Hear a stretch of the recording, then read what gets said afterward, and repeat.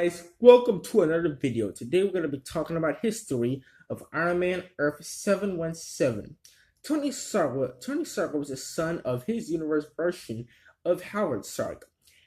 Despite Howard Stark's rich and fancy money, Tony Stark seemed never spoiled as a little kid. Eventually, when Tony Stark turned 4, Howard Stark had adopted another kid by the name of Bruce Banner from an orphanage. Bruce Banner and Tony Stark did not initially get along, but eventually the two grew up to be friends, best friends, and eventually practically brothers. Eventually, when the two turned 18, the two of them would enlist in the army. However, it was revealed in the flashback that the two of them actually joined S.H.I.E.L.D. before enlisting in the army. The two would create weapons for the army to use in future warfare. However, Bruce Banner did not want to create weapons of mass destruction. He had joined the army to help people, not make things that blow up. Eventually, Bruce Banner is tasked with creating a gamma bomb. However, when he creates it, Tony Stark mentions that Bruce Banner may be holding back the force of the bomb by acting the shooting. And this infuriated General Ross because General Ross wanted a full-scale bomb, not enough one. So Bruce Banner decided to show General Ross and Tony Stark that they were both wrong and the bomb was finding where it's at. They would sit on a tower where they would watch the bomb's activity from a safe distance. After dropping the bomb revealed to be huge and the explosion was satisfying to General Ross. But before he could congratulate Bruce Banner on that job well done, they had actually miscalculated the safe distance. As a result, the force coming from the bomb would create a shockwave which would shake the tower. Bruce Banner would fall off into the explosion of the bomb, and was presumed dead. However, he would transform into the Hulk as a result. Hulk would fight against General Ross's forces and nearly kill Tony Stark himself.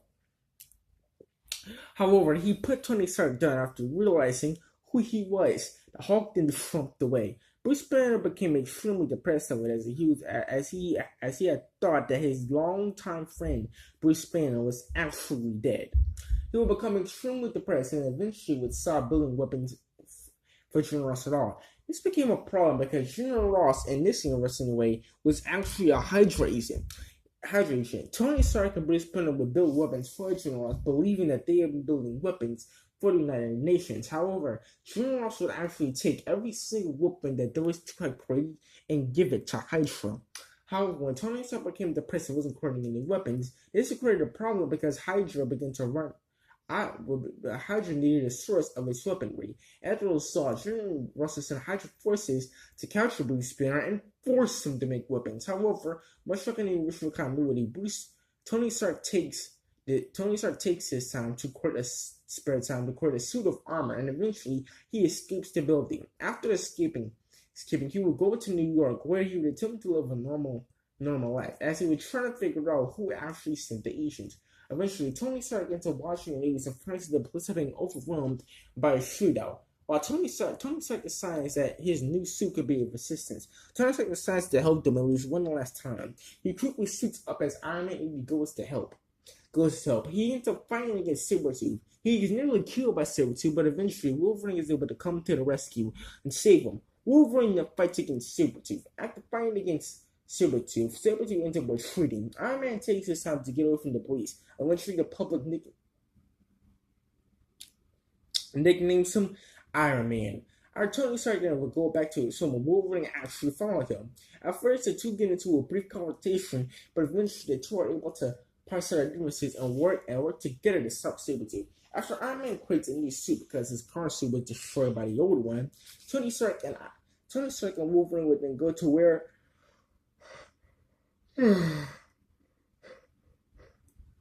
Tony Stark and Wolverine would then go to where Sabretooth was and fight against them. Iron Man ends up defeating Sabretooth with his Iron Man technology, and Iron Man and Wolverine end up defeating Sabretooth. Iron Man and Wolverine were to go back to the mansion, but you are eventually met by Bruce Banner, who wishes to find a cure for his Hulk-like condition. Bruce Banner and Iron Man would then work together. Iron Man would create a machine that would absorb the gamma radiation out of Bruce Banner's cells. However, the two are actually being struck by Hydra.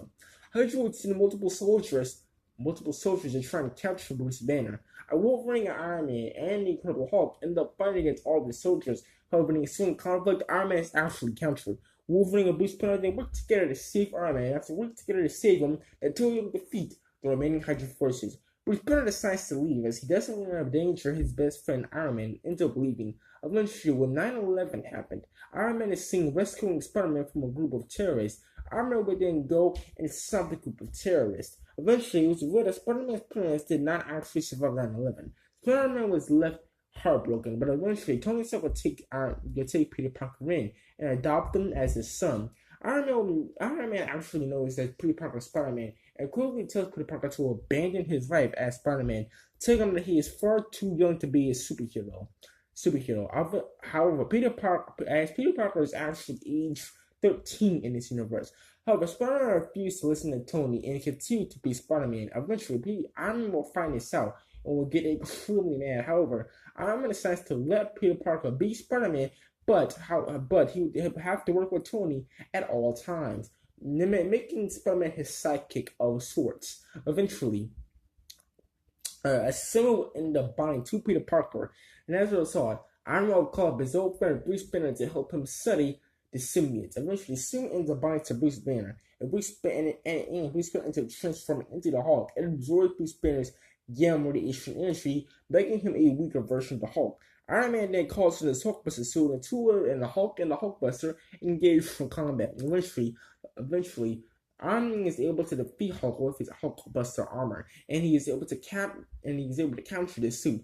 But Iron Man does reveal that the only reason he was able to defeat the Hulk was because the suit was absorbing Bruce Banner's gamma radiation energy. As a result, this will make Bruce Banner a weaker version of the Hulk. After this event, eventually, when a giant wave hit New York, Iron Man, along with the rest of the other superheroes, will fight against the forces.